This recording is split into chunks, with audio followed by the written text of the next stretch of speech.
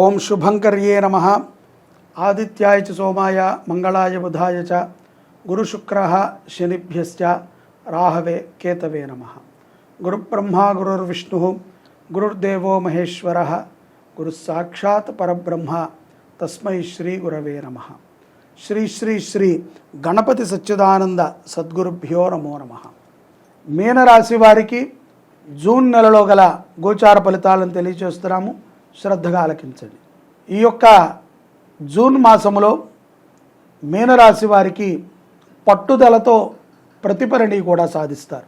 గతముతో పోలిస్తే కంటే ఈ యొక్క జూన్ మాసములో లాభదాయకంగా ఉంటుంది మీనరాశి వారికి.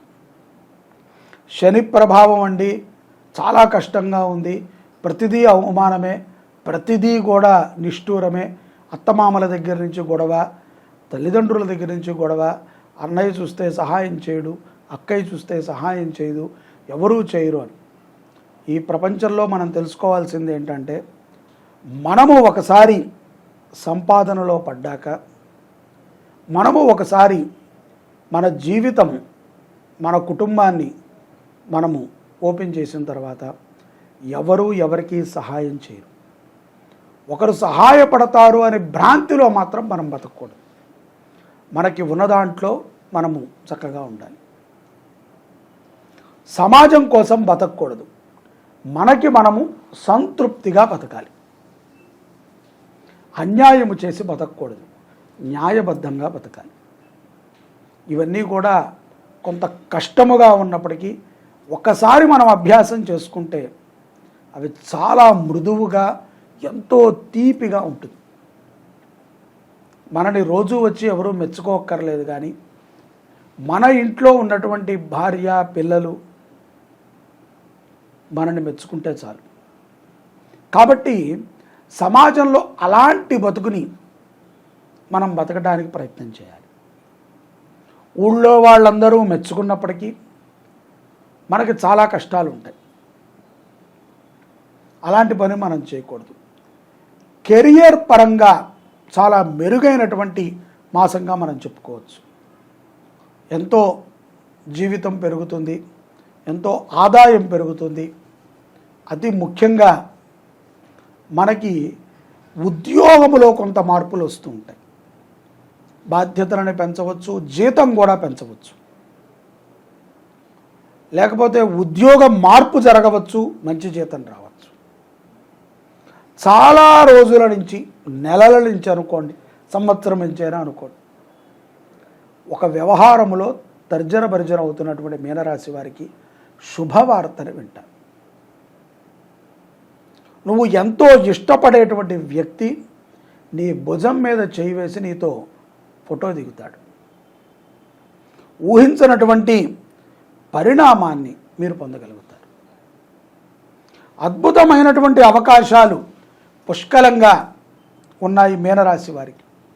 ఈ యొక్క అవకాశాలన్నీ కూడా ఎప్పటికప్పుడు మెరుగుపరుచుకుంటూ, ఎప్పటికప్పుడు ఈ అవకాశాలన్నిటినీ కూడా ముందుకి వెనక్కి మనం తీసుకుంటూ, కుటుంబంలో నలుగురితో కూడా చాలా సఖ్యత భావనతో వెళితే గనక విజయాలని పొందగలుగుతారు ఈ యొక్క మీనరాశి వారు.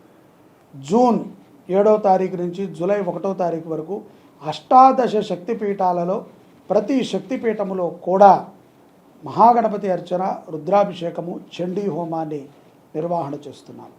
ఆ వివరాలు కింద మీరు కాంటాక్ట్ చేస్తే కనుక చెప్తారు. ప్రతి ఒక్కరూ పాల్గొనండి. ఇది ఒక గొప్ప అవకాశం. ఈ జన్మకి ఇటువంటి అవకాశం మరలా మనెవరికీ రాదు. విద్యార్థులు కూడా తోటి విద్యార్థులతో సఖ్యత భావనతో కలిగి ఉంటే చక్కటి లాభాన్ని, మంచి విద్యని పొందుతాడు.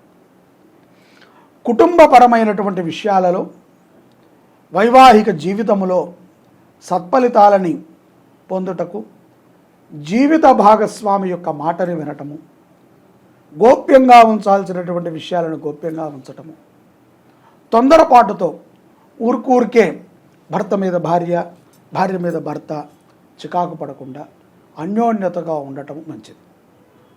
రోజు మొత్తం మీద 10 నుంచి 15 నిమిషాలైనా సరే ఇద్దరూ కలిసి కూర్చుని మాట్లాడుకుని ప్రాణాయామమో యోగాభ్యాసమో చేయండి.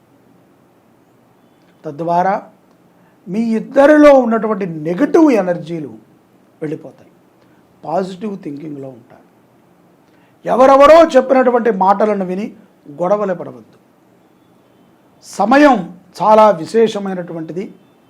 అటువంటి విశేషమైనటువంటి సమయము మీనరాశి వారికి జూన్ మాసంలో ఉంది. కాబట్టి అద్భుతమైనటువంటి ఫలితాలను పొందుతారు.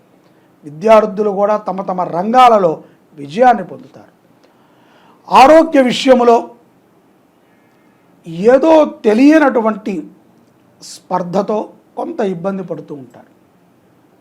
వైద్యులని సంప్రదించి వారు చెప్పిన విధంగా రోగానికి తగ్గ నివారణ చేసుకోండి. తప్పనిసరిగా బద్ధకాన్ని విడిచిపెట్టండి. పిల్లలు, పెద్దలు, ఆడవాళ్ళు, పురుషులు అందరూ కూడా బద్ధకం చాలా ఎక్కువగా వస్తూ ఉంటుంది ఈ యొక్క మాసంలో. దాన్ని విడిచిపెట్టండి. విదేశాలలో ఉన్నటువంటి వారు తమ తమ యొక్క విద్య, ఉద్యోగ, వ్యాపార రంగాలలో రాణించగలుగుతారు. చాలా సంతృప్తిగా ఉంటారు. అక్కడ నివాసార్థమై గృహాన్ని కూడా ఒకటి కొనేటువంటి ఆలోచనలు చేస్తూ ఉంటారు. ఇదే సమయంలో మీనరాశిలో ఉన్నటువంటి జాతకులకి ద్వితీయార్థంలో అంటే 15వ తారీఖు తర్వాత కొంతమందికి గ్రహ మార్పిడి వలన, అందరికీ అని నేను చెప్పను, ఉన్నటువంటి ఉద్యోగాలలో కూడా వదిలించుకుని ఒక 5-6 రోజులు ఖాళీగా ఉండాల్సి వస్తుంది. ఆ మాత్రానికే నిరుత్సాహపడకండి. ద్వితీయార్థంలో ఊహించని విధమైనటువంటి మార్పులతో కూడుకున్నటువంటి లాభాన్ని మీరు పొందుతారు. మంచిగా ప్రయత్నం చేయండి. మళ్ళీ ఇట్టే మీకు ఉద్యోగం దొరుకుతుంది. సొంత వ్యాపారాల మీద మనసు మక్కువ చూపుతూ ఉంటుంది. సొంత సంస్థలనే పెడదాము అన్న ఆలోచన కలుగుతుంది. అటువంటి మిత్రులు, అటువంటి ప్రోత్సాహికులు మీ చుట్టూ ఉంటారు. నాయకులని కలుస్తారు. అన్ని విధాల మీకు ఆనుకూలించేటువంటి మాసమే జూన్ మాసం. ఈ మాసములో అమావాస్య రోజున మీనరాశి జాతకులు నవగ్రహాలకి పూజ చేయించండి. తప్పనిసరిగా నవగ్రహ పూజ. ఏదైనా దేవాలయాల్లో నవగ్రహాలు ఉంటాయి. అన్నిటికీ కూడా విధి విధానముగా పంచామృతములతో అభిషేకం చేసి వాటి వాటి రంగుల విధంగా వాటికి వస్త్రాలను సమర్పణ చేసి చక్కగా అష్టోత్తరముతో 9 అష్టోత్తరాలు చదివి పూజ చేసి చక్కగా పాయసాన్ని నైవేద్యం పెట్టి కొంత పాయసాన్ని మీరు తిని కొంత పాయసాన్ని పంచిపెట్టండి. ఈ విధముగా జూన్ మాసములో గనక మీనరాశి జాతకులు నవగ్రహారాధన చేయటం ద్వారా శని ప్రభావం నుంచి బయటపడటమే కాదు, గ్రహ బాధలన్నీ కూడా మిమ్మల్ని తొలగించుకుని మీ దగ్గర నుంచి దూరంగా వెళ్ళి మిమ్మల్ని అభివృద్ధి చేస్తాయి. భగవత్ కటాక్షాన్ని శీఘ్రముగా పొందుతారు. శ్రీ శుభంకరి సేవా సమితి నుంచి జూన్ 7వ తారీఖు నుంచి జూలై 1వ తారీఖు వరకు అష్టాదశ శక్తిపీఠాల యాత్రని చేస్తున్నాం. ప్రతి శక్తిపీఠములో కూడా దేవీ శక్తిపీఠాలలో గణపతి అర్చన, రుద్రాభిషేకము, చండీ హోమాన్ని నిర్వర్తిస్తాం. ఆ యొక్క వివరాలన్నీ కూడా మన యొక్క ఛానల్లో ఉన్నాయి, చూసుకోండి. కుదిరితే ఆ యొక్క అష్టాదశ శక్తి పీఠాల యజ్ఞములో పాల్గొనండి. తద్వారా అమ్మ అనుగ్రహాన్ని పొందవచ్చు. ఏం కావాలండి? అమ్మ దయ ఉంటే అన్నీ ఉన్నట్టే. ఏదేదో జన్మలలో చేసిన పాపాలన్నీ కూడా ఒకసారి దర్శిస్తేనే పోతాయంటారు. అటువంటి దర్శనం కంటే గొప్పగా అక్కడ హోమం జరుగుతుంది.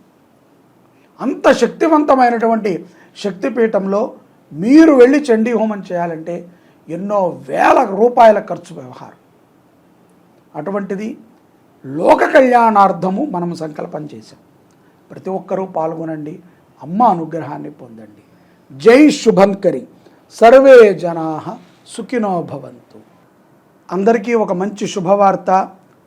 శ్రీ క్రోధీనామ సంవత్సరము జ్యేష్ఠ శుద్ధ పాడ్యమి నుంచి జ్యేష్ఠమాసము కృష్ణపక్ష దశమి వరకు అష్టాదశ శక్తిపీఠ మహాయజ్ఞాన్ని శుభంకరీ సేవా సమితి నిర్వర్తిస్తోంది. ప్రతి శక్తిపీఠములో కూడా, అంటే మన హైదరాబాద్కి పక్కనే ఉన్నటువంటి అలంపురి జోగులాంబ అమ్మవారి దగ్గర నుంచి శ్రీలంకలో ఉన్నటువంటి శాంకరీదేవి వరకు ప్రతి శక్తిపీఠములో కూడా మీ గోత్రనామాలతో గణపతికి అర్చన, రుద్రాభిషేకము, ఆ యొక్క శక్తిపీఠములో చండీ హోమం, వీటిని నిర్వహణ చెయ్యాలి అని చెప్పి శుభంకరీ సేవా సమితి జూన్ 8వ తారీఖు నుంచి జూలై 1వ తారీఖు వరకు ఈ యాత్రని, ఈ యొక్క మహాయజ్ఞాన్ని నిర్ణయించడం జరిగింది. దీంట్లో ప్రతి ఒక్కరూ కూడా తప్పనిసరిగా పాల్గొవాలి. ఎందుకంటే ఈ జన్మకి ఇది ఒక గొప్ప అవకాశం. ఒక్కసారిగా ఒకే బ్రాహ్మడు మన గోత్రనామాలతో ప్రతి క్షేత్రము యందు కూడా అమ్మవారి క్షేత్రముల్లో హోమాన్ని చేయటము కానీ, అభిషేకము చేయటము కానీ, అర్చన చేయటము కానీ మన యొక్క దారిద్ర్య దుఃఖ నివృత్తి అవుటకు చాలా ఉపయుక్తమవుతుంది. ఇది మరొక్కసారి దొరుకుతుంది అని మాత్రం ఎవ్వరూ అనుకోవద్దు. మీరు ఊహించలేరు కూడా. ఇంకొకళ్ళు ఎవరైనా చేస్తారేమో, అప్పుడు కట్టుకుందాములే, అప్పుడు పాల్గొందాములే అని అనుకుంటే ఇది మీరు జార విడుచుకున్నట్టే. ఏకకాలములో పరమేశ్వరుడి యొక్క అనుగ్రహముతో ఈ యాత్రని ప్రారంభిస్తున్నాము. ఈ యాత్ర లోక కళ్యాణార్థము జరుగుతుంది. అందరూ బాగుండాలి, ప్రకృతి అంతా కూడా సస్యశ్యామలముగా ఉండాలి. ఎక్కడెక్కడైతే గనక దారిద్ర్యముతో దుఃఖితులై ఉన్నారో వారందరికీ కూడా బాగుండాలి. అందరూ మంచి ఆరోగ్యంగా ఉండాలి. విద్యార్థులకి మంచి చదువు బాగా రావాలి అనేటువంటి ఒక ఉద్దేశంతో ఈ యాత్రని సంకల్పించాం. ప్రతి క్షేత్రములో కూడా శశాస్త్రీయముగా జరిగేటువంటి యజ్ఞములో మీరు తప్పనిసరిగా పాల్గొనండి. కింద మీకు కాంటాక్ట్ నెంబర్ ఇచ్చాము, మీరు కాంటాక్ట్ అవ్వండి, మీ గోత్రనామాలు నమోదు చేసుకోండి. జూన్ 8వ తారీఖు ప్రారంభమవుతుంది. జూలై 1వ తారీఖు మన యొక్క శుభంకరీ పీఠములో చండీ హోమాన్ని చేసుకుని మహాపూర్ణావతిని చేసుకుంటాం. ఆ రోజుతో ఈ కార్యక్రమాలు ముగుస్తాయి. ఇంత గొప్ప యజ్ఞం, మీకు ఎటువంటి కోరికన్నా తీర్చేటువంటి మహాఫలప్రదమైనటువంటి అష్టాదశ యజ్ఞం. అష్టాదశ శక్తిపీఠాలు ఏ విధంగా వచ్చాయో మనకు తెలుసు. అమ్మవారి యొక్క శరీర భాగాలు 108 భాగాలుగా విచ్ఛిన్నమై పడిన తర్వాత అవి కొంతకాలానికి 51గా మారాయి. మరికొంతకాలానికి అవి 18గా వచ్చాయి. ఆ 18 అద్భుతమైనటువంటి శక్తిపీఠాలు. వాటిని మించినటువంటివి మరొకటి లేవు. ప్రతి క్షేత్రంలో కూడా శివుడు ఉంటాడు. కాబట్టి శివుడికి ఆరాధన, గణపతికి ఆరాధన, అమ్మవారికి ఆరాధన జరుగుతుంది. అవకాశాన్ని జార విడుచుకోకండి. ప్రతి ఒక్కరూ పాల్గొనండి. అమ్మవారి అనుగ్రహాన్ని పొందండి. అమ్మ దయ ఉంటే అన్నీ ఉన్నట్టే. సర్వే జనాః సుఖినో భవంతు.